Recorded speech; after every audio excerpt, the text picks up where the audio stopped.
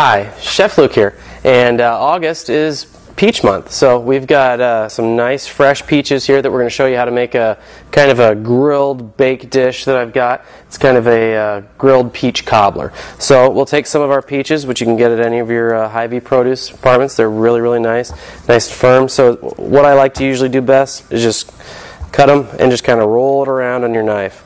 And then depending on how ripe they are, you can usually just give them a twist and the pit will come off one side.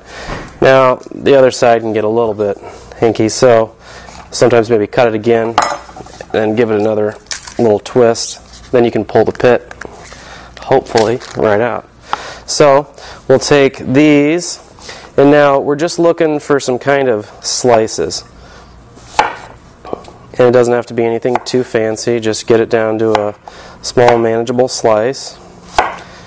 And piece of equipment that we'll be using this on is a cast iron grill pan.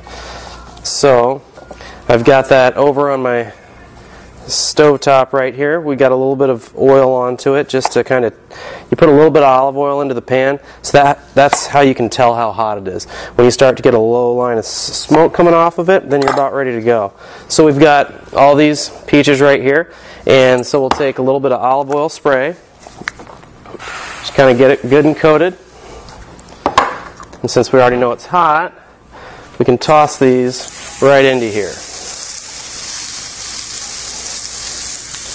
Kind of turn it up, because as you throw the fruit on there, the heat that's normally kept right in the cast iron is going to go right into your peaches.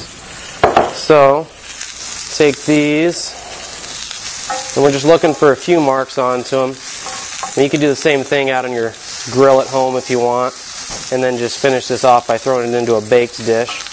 Or how I learned to do something like this, you can even do it over the campfire.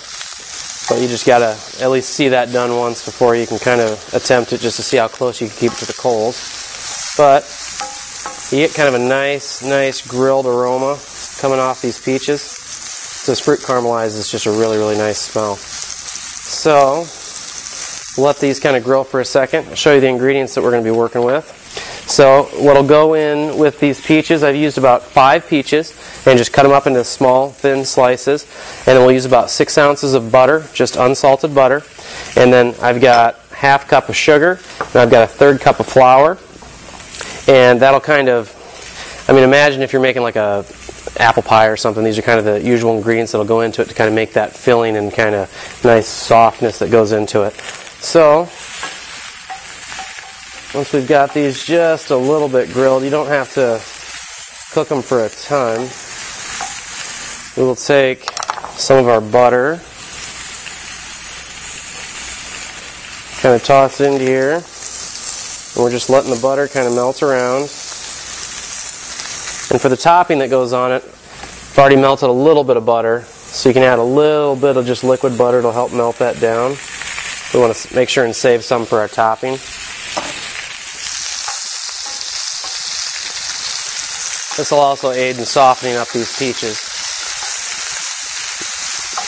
Now this is probably going to cook, being tossed around in this pan for about at least 10 to 15 minutes. You want to soften them just a little bit. It'll save on cooking it in the oven for a very long time.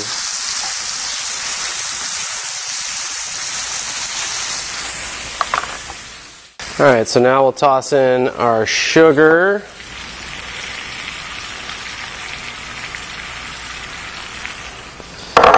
And a little bit of flour. This flour and butter will kind of mix together to make a nice little thickener in there.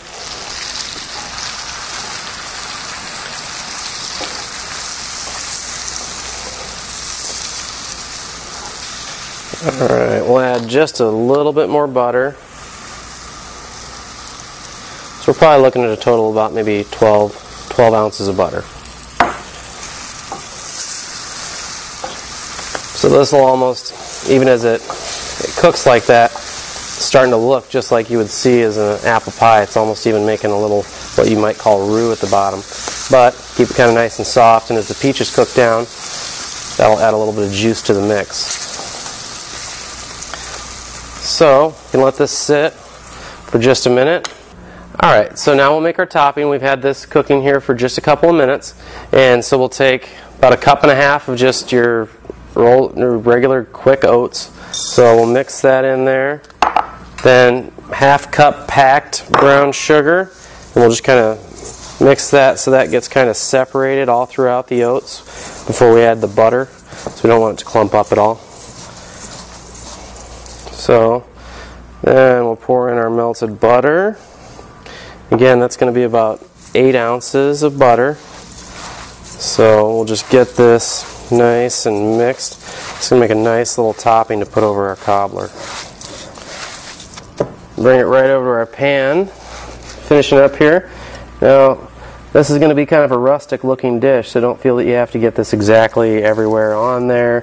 You just kind of want some that's going to make a nice brown and crispy top. Because this is a cobbler, it doesn't have to be exactly perfect. This will be a nice, tasty, sweet dessert.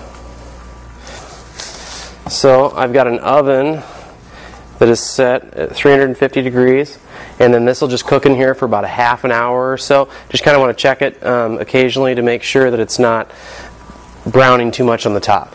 Alright, so now after we've had it in the oven for a little while, we'll kind of pull it out, and it should be a nice browned, crispy top.